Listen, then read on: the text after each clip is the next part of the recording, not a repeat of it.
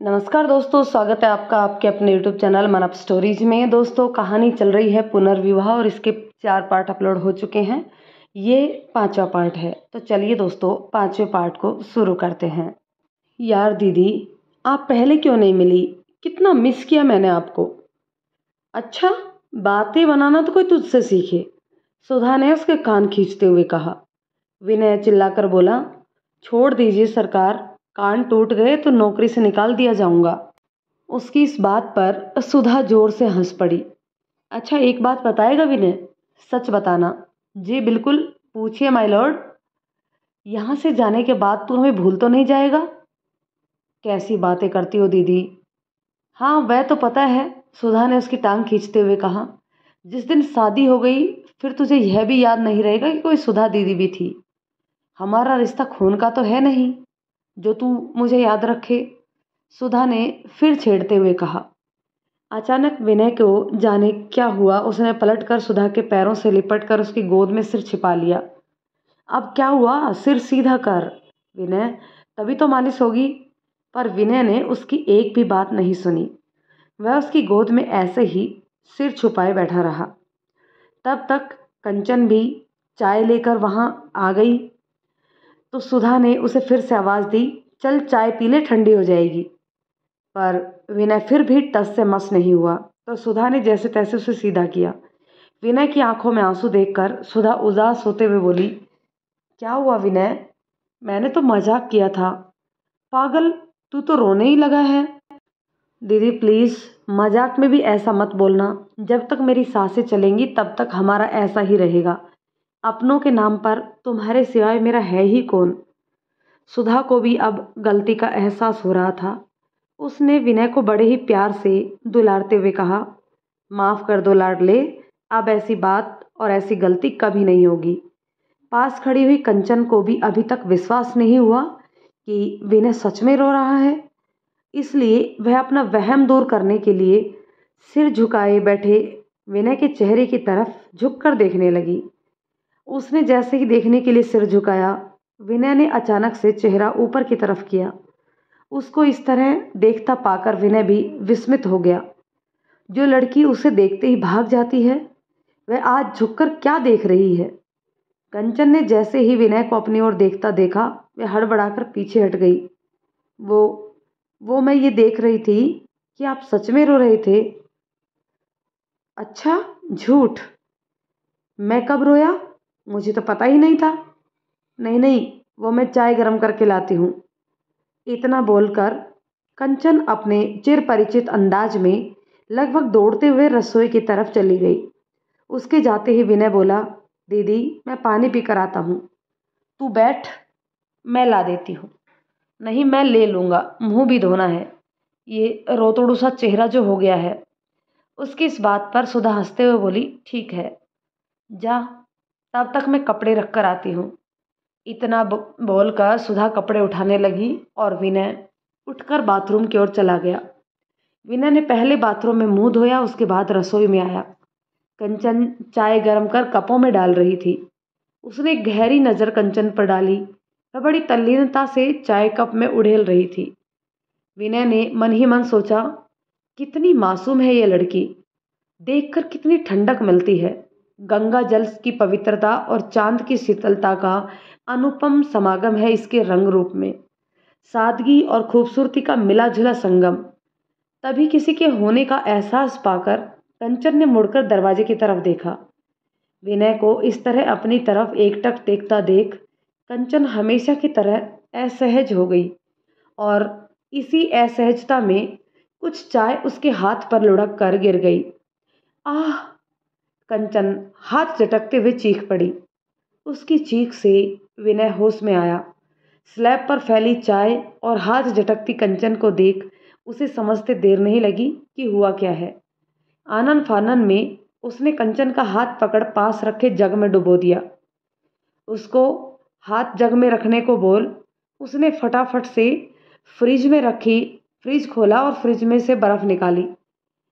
अपना हाथ छुड़ाने की कोशिश करती कंचन को लगभग खींचता हुआ आंगन तक लाया और वहीं पड़ी कुर्सी पर बैठा दिया और खुद अपने पंजों के बल बैठ हल्के हाथ से कंचन के जले हुए हाथ पर बर्फ घिसने लगा।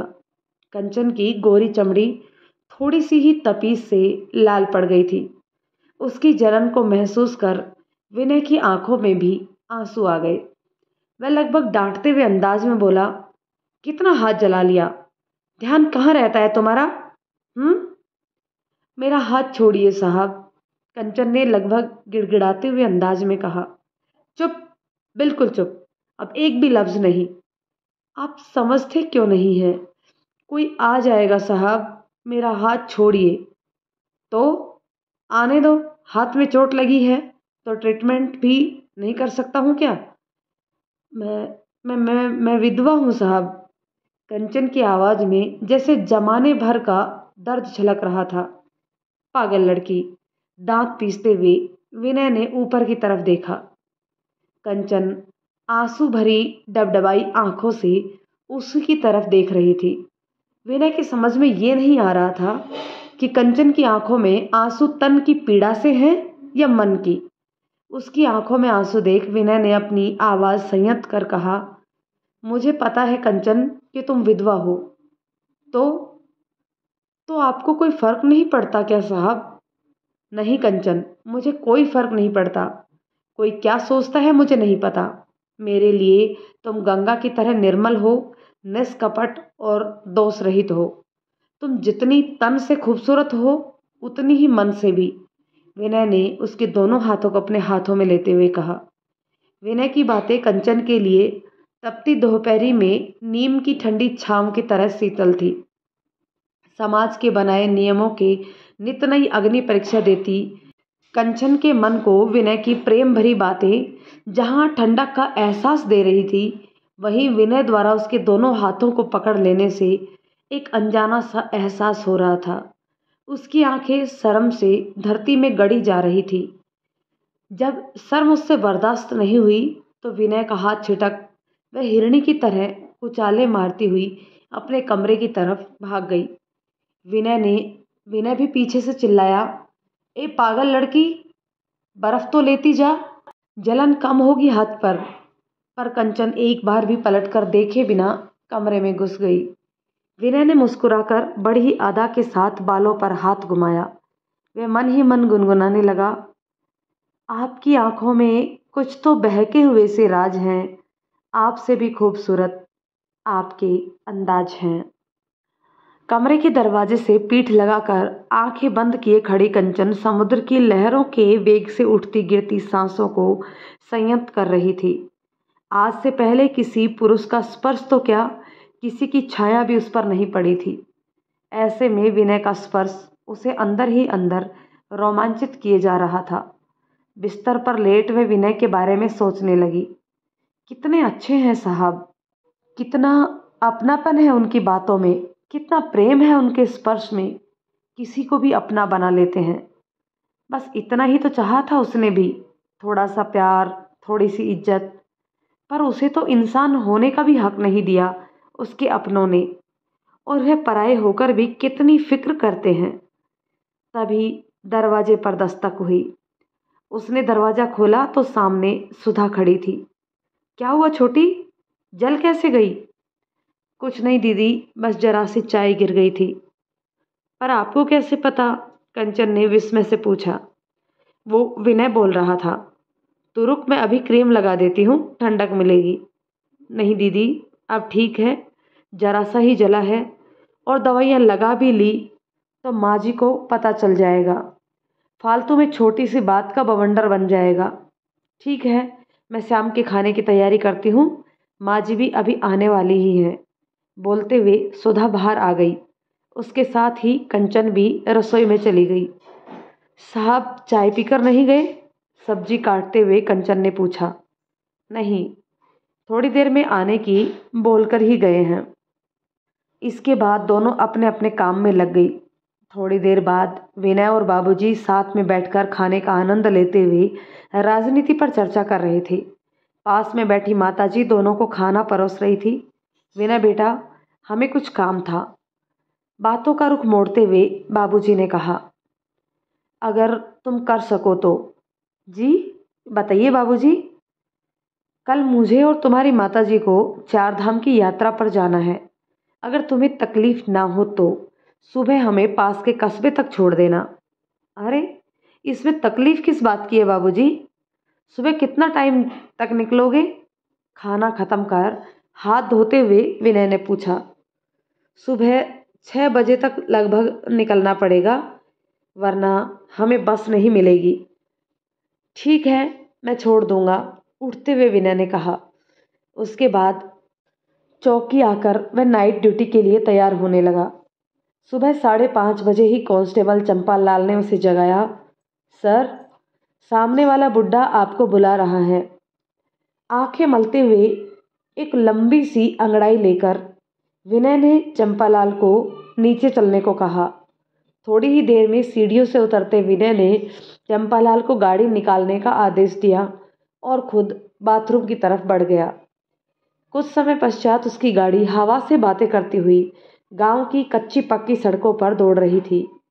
बस के आते ही उसने उन दोनों को बस में बिठा दिया।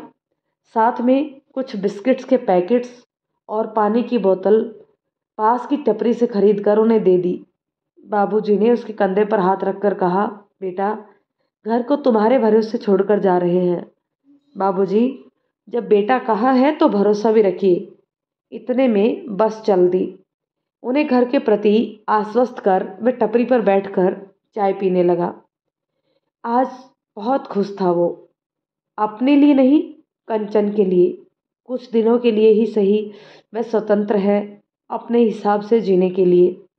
तभी एक बस आकर रुकी। उसमें से एक नवविवाहित जोड़ा उतरा। लंबे सफ़र की थकान उनके चेहरे पर साफ दिख रही थी। टपरी पर आकर वह दुकानदार से कंचन के गांव के आगे वाले गांव के लिए सवारी के बारे में पूछने लगे। टपरी वाले ने हाथ खड़े करते हुए कहा, बाबूजी, अभी तो वहां जाने के लिए कुछ नहीं मिलेगा। कम से कम 1 घंटे आपको रुकना पड़ेगा। उधर लूटपाट ज़्यादा होती है इन दिनों, इसलिए वाहन कम ही चलते हैं। लेकिन पहले तो ऐसा नहीं था। लड़की ने विस्मय से पूछा। हाँ बहन जी, लगता है आप नए आए हैं, टपरी वाले ने पूछा। जी हाँ भाई साहब, लड़के ने परेशानी से माथे पर हाथ फेरते हुए कहा। विनय काफ़ी देर से उनकी बातें सुन रहा था। उन्हें परेशान होते देख उसने कहा, चलिए आपको मैं छोड़ देता हूँ। पति पत्नी दोनों ने संदेह की नज़र से एक दूसरे की तरफ देखा। उनकी मनोस्थिति को भांपते हुए विनय ने अपना आईडी कार्ड निकालकर उन्हें दिखाते हुए कहा, परेशान ना हो, मैं पुलिस वाला हूँ। शक के बादल छूटते ही दोनों विनय के साथ उसकी जिप्सी में बैठ गए। रास्ते में पिछली सीट पर बैठे जोड़े की चुहलबाजी करते देख एक बार फिर विनय की आंखों के सामने कंचन का शांत और शालीन चेहरा घूम गया। लड़की की चंचलता को देख उसने मन ही मन सोचा, इसी की उम्र की तो है कंचन, पर देखो कितना फर्क है दोनों में। एक यह है जो सामने वाले की सुन ही नहीं रही अपनी बातों के आगे, और एक कंचन है नपी तुली सीमित बातें करती है।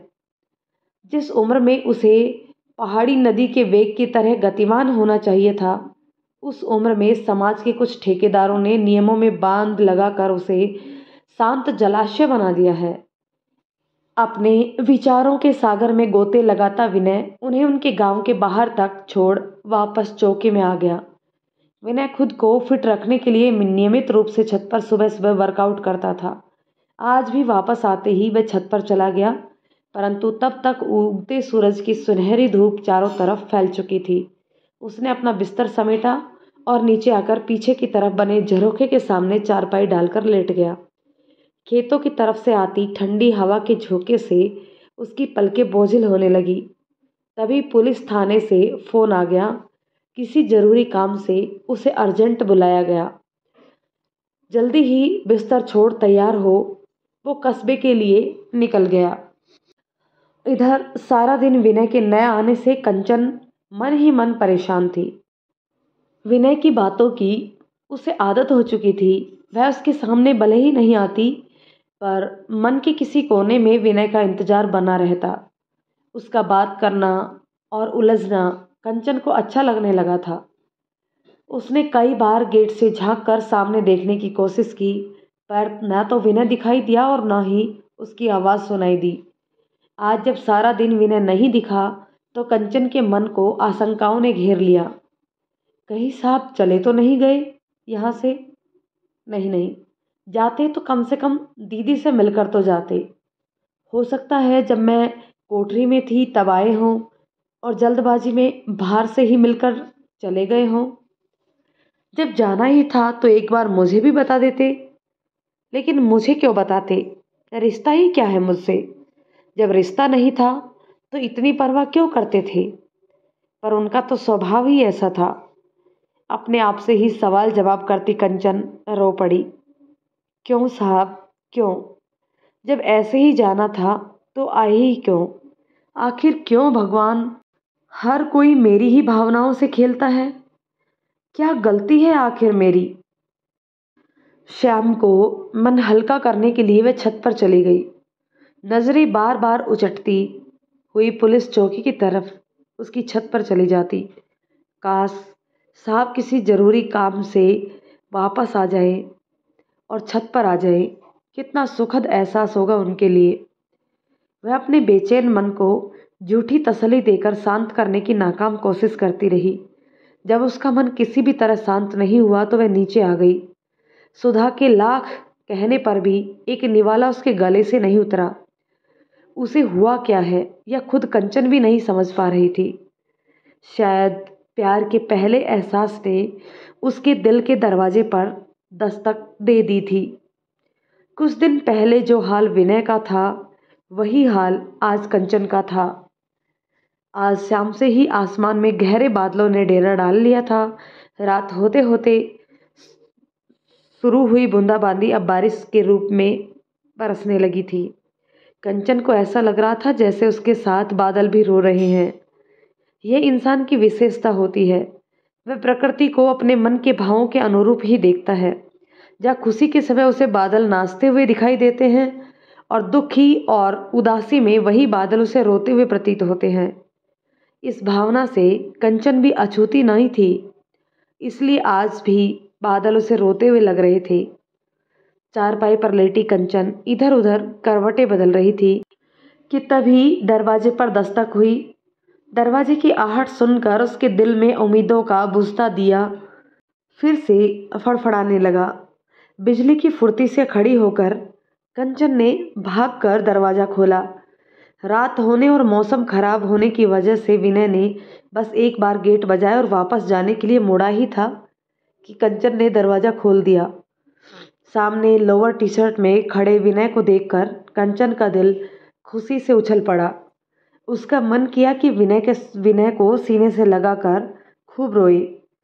खुद पर लाख नियंत्रण करने के बाद भी उसकी आंखों से आंसू झलक आए, जिन्हें विनय ने सामने लगे बल्ब की अंदर आती झीनी सी रोशनी में देख लिया था। खुद की भावनाओं को जैसे तैसे नियंत्रित कर उसने लड़खड़ाती आवाज में कहा, आप वापस आ गए? आंखों के आंसू और लड़खड़ाती आवाज मिलकर विनय से कंचन के बेचैन दिल की चुगली कर गए।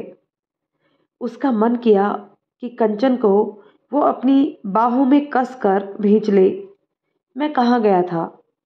आज आप आए नहीं तो मुझको लगा कि आप चले गए। अरे यार, आज ज़रूरी काम से थाना जाना पड़ा, बस अभी लौटा हूँ। अंदर आइए, बाहर भीग जाओगे आप। एक तरफ को हटते हुए कंचन ने कहा। दीदी सो गई क्या? अंदर आते हुए विनय ने पूछा। हाँ शायद। आपके लिए खाना लगा दूँ? नहीं, खाना तो मैंने खा लिया। मुझे लगा आप लोग सो गए होंगे। आप लोगों ने खाना खा लिया? उसके इस सवाल पर कंचन तो चुप हो गई, पर उसकी खामोशी ने सब बयां कर दिया। चाय पियेंगे आप? अकेली चाय नहीं, उसके साथ 2 प्लेट पकोड़े भी। एक प्लेट आपके लिए और एक मेरे लिए, वह भी विनय स्पेशल। ओके, आप चाय बनाओ, मैं पकोड़े बनाता हूँ। इतना कहकर विनय और कंचन रसोई में आकर अपना अपना काम पहले करने की होड़ में जुट गए। थोड़ी ही देर में चाय के साथ आलू प्याज के गर्मा गर्म पकोड़े तैयार थे। दोस्तों, कहानी के इस पार्ट को यही रोकते हैं, मिलते हैं एक और पार्ट में। तब तक के लिए कहानी आपको कैसी लगी कमेंट करके ज़रूर बताइएगा। यदि कहानी पसंद आती है तो लाइक शेयर कर दीजिए, और यदि चैनल पर नए हैं तो प्लीज़ चैनल को सब्सक्राइब ज़रूर कर लें। धन्यवाद दोस्तों, मिलते हैं अगले पार्ट में, तब तक के लिए शुक्रिया।